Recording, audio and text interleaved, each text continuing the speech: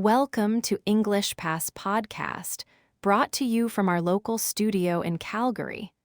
I'm your host, Samantha, and today we're diving into an exciting topic: getting an online degree. Whether you're a beginner or intermediate learner, in this podcast, we're helping you level up your English listening and reading skills. And before we get started, let me tell you that the sponsor of this episode is TypeFit, keyboard typing practice and learning service. Today, we're exploring something really interesting: getting an online degree. This is a fascinating subject for English learners because it covers a lot of practical vocabulary and real-world situations. So, let's dive right in. Getting an online degree is a modern way of earning a university qualification through the internet instead of sitting in a physical classroom on a college campus. In the past, if you wanted to become a manager, a computer scientist, or a teacher, you had to travel to a specific building, find a seat in a lecture hall, and listen to a professor speak at a specific time of day. Today, that entire experience has moved into the digital world, and it is changing how millions of people around the globe access education. At its most basic level, an online degree program allows a student to register for classes, attend lectures, submit assignments, and take exams using a computer and an internet connection. This model of learning is often called distance education, but it has evolved far beyond the old days of mailing paper assignments back and forth.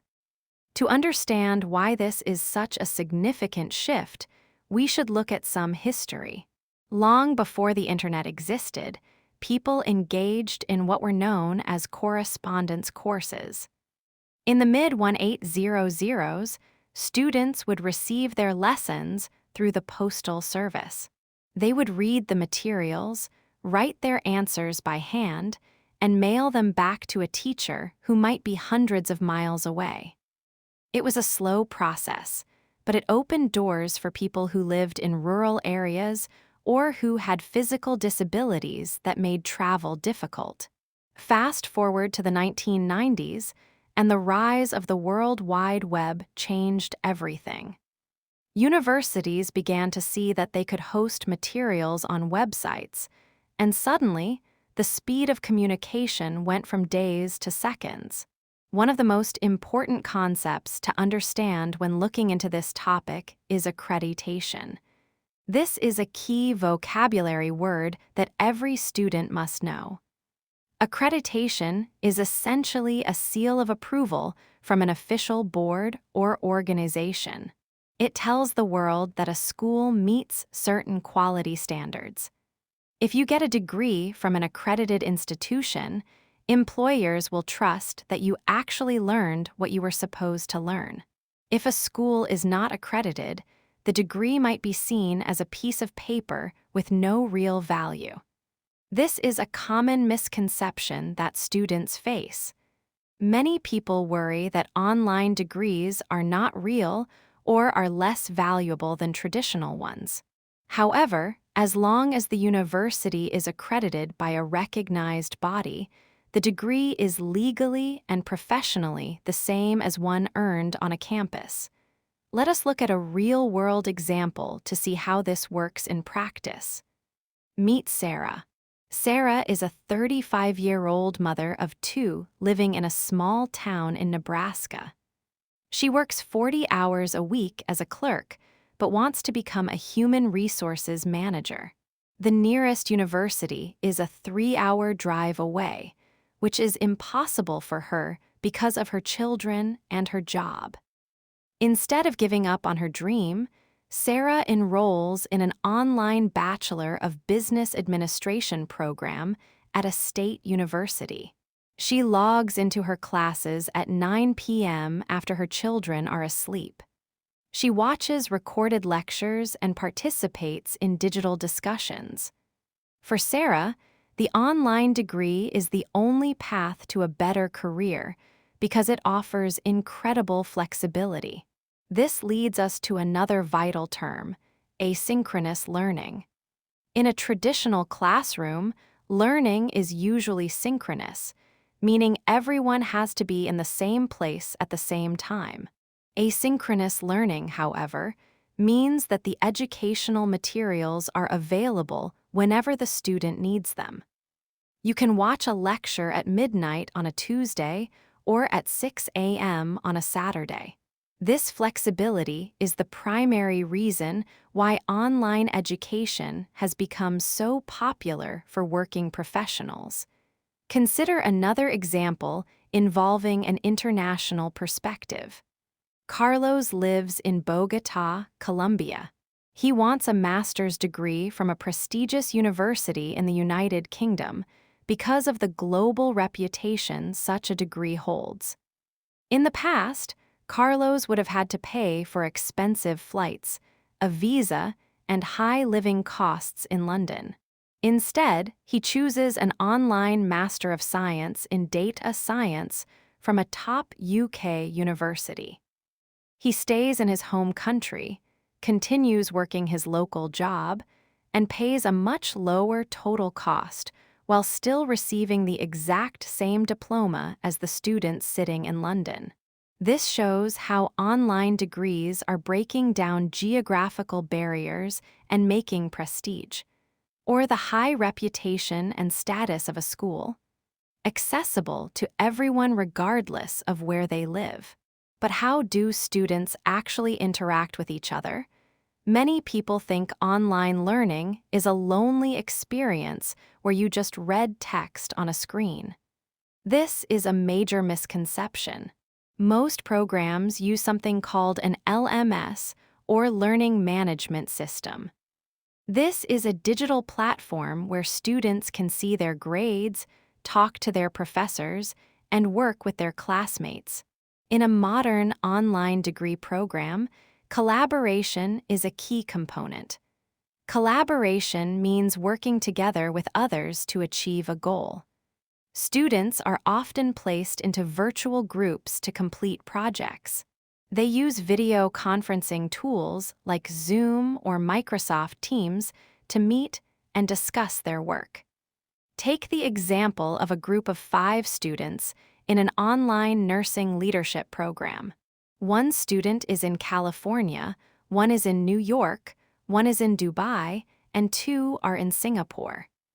Even though they are in different time zones, they use a shared digital document to write a report on hospital management.